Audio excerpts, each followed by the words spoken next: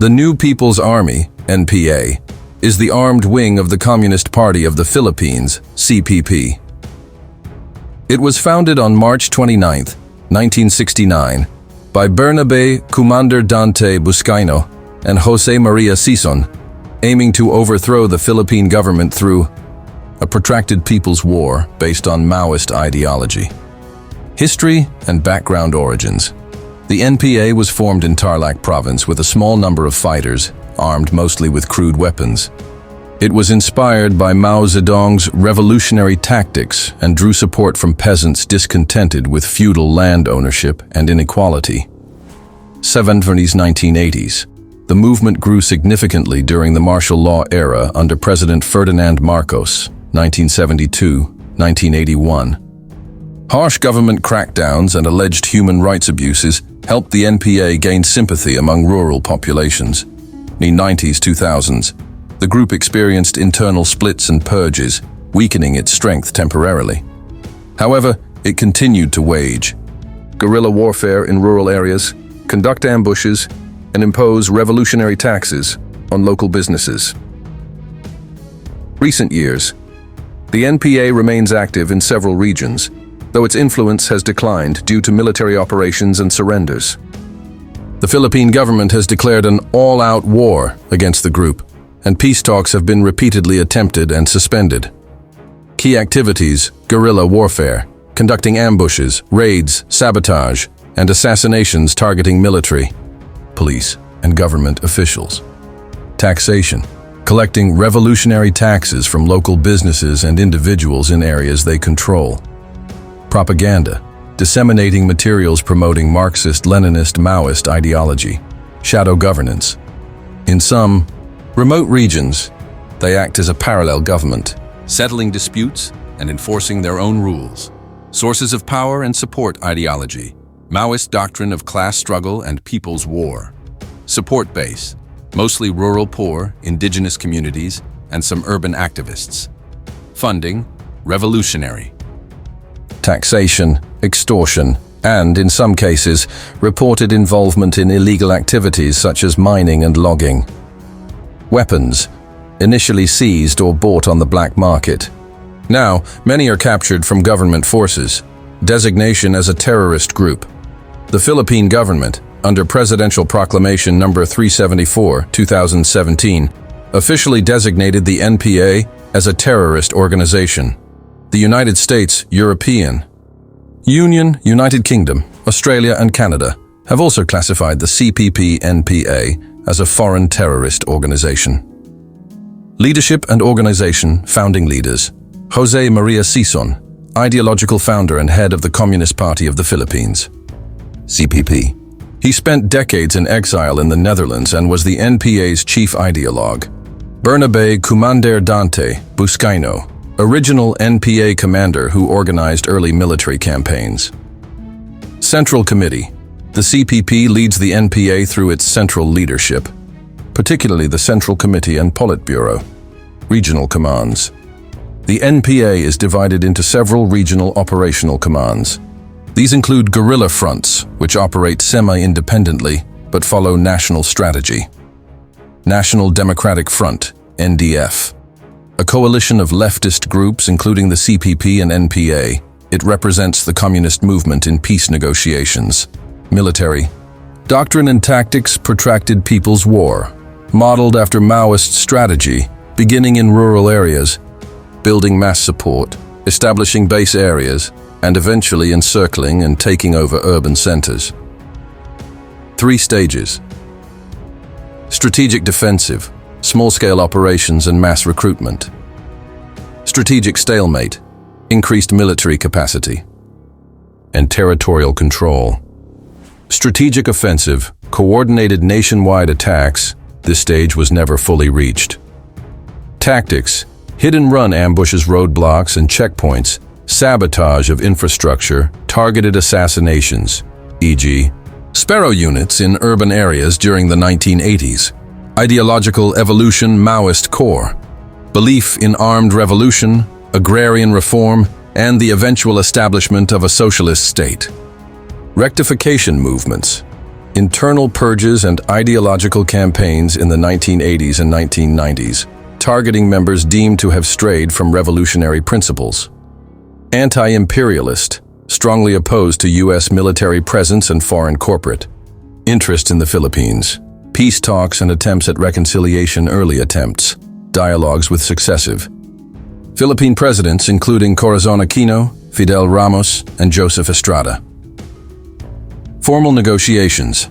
Most talks were brokered through the Norwegian government, then one 2004, and 2016-2017 under President Rodrigo Duterte showed brief promise. Breakdowns, talks, have repeatedly failed due to ceasefire violations, mutual distrust, and military offensives. In 2020, Duterte formally terminated peace talks, and efforts remain frozen under the Marcos Jr. administration as of 2025. Current state as of 2025. Strength. Estimated 2,000-3,000 active fighters, down from 25,000 plus at their peak in the 1980s. Dozens of guerrilla fronts still operate in Mindanao, eastern Visayas, and parts of northern Luzon. Government campaigns. Task Force LCAC, End Local Communist Armed Conflict, launched in 2018, focuses on counterinsurgency and development in rebel-influenced areas. Thousands of alleged former rebels have surrendered under the Balik Lube program. Criticism. Human rights groups have criticized both the NPA for attacks on civilians and the military for alleged abuses in anti-communist operations. Legacy and impact. The NPA has deeply influenced Philippine politics, especially regarding land reform, labor rights, and rural development. Its decades-long insurgency has cost over 40,000 lives, disrupted rural economies, and shaped national defense policy. The NPA is still considered the longest-running communist insurgency in Asia. Regional dynamics and guerrilla. Fronts. The NPA's activities are strategically spread across the Philippines, with particular strength in geographically isolated and disadvantaged areas, guidas, where state presence is weak. Key regions with active guerrilla fronts. Mindanao. Northern Mindanao and Caraga have long been hotbeds due to vast forests, mountain ranges, and resource-rich lands. The NPA exploits land conflicts between indigenous Lumad groups, corporations, and the government. Eastern Visayas, known for active guerrilla fronts in Samar and Leyte. NPA activities here are linked to agrarian issues and poverty. Bicol region, mountainous. Terrain provides natural cover, has experienced frequent NPA ambushes and attacks on military detachments. Northern Luzon, particularly Cordillera Administrative Region, where the NPA sometimes allies with indigenous struggles, isolated communities, and ancestral domain issues feed insurgency. Southern Tagalog, closer to the capital, but pockets of support exist in Quezon and Batangas provinces. Notable incidents: Plaza Miranda bombing, 1971. Though controversial, this attack is sometimes linked to the communist movement. It injured opposition leaders and increased Marcos's crackdown on dissent.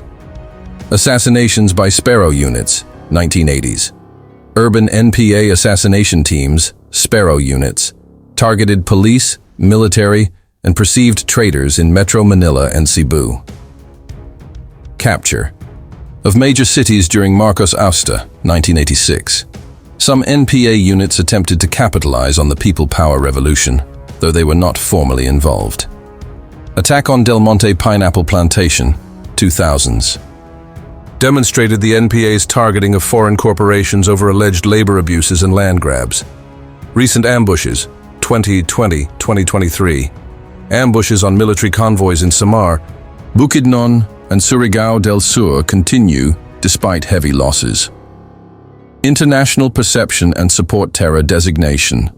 As previously noted, countries including the US, EU, UK, and Australia have designated the NPA a terrorist group, which limits their ability to gather support or funding internationally. Exile and advocacy. José María Sison spent decades in the Netherlands advocating for the revolution. He denied direct involvement in NPA operations and insisted he was a political consultant. Human Rights and Criticism, Amnesty. International and Human Rights Watch have condemned both NPA abuses, e.g., use of landmines, child soldiers, and military counterinsurgency abuses, e.g., red tagging, extrajudicial killings. Current challenges and future prospects. Internal challenges. Declining recruitment due to improved rural development programs. Leadership void, following the death of key commanders and ideological fatigue. Split factions and localized agendas dilute national unity. External challenges. Heavy military pressure from the Philippine armed forces. Increased surveillance and capture of arms caches. Peace and amnesty programs leading to mass surrenders. Prospects. Most analysts agree the NPA is past its peak, but not extinct. Its survival depends on local grievances, especially land, indigenous rights, and poverty. The government's whole-of-nation approach focuses on development, infrastructure, and social services as counterinsurgency tools.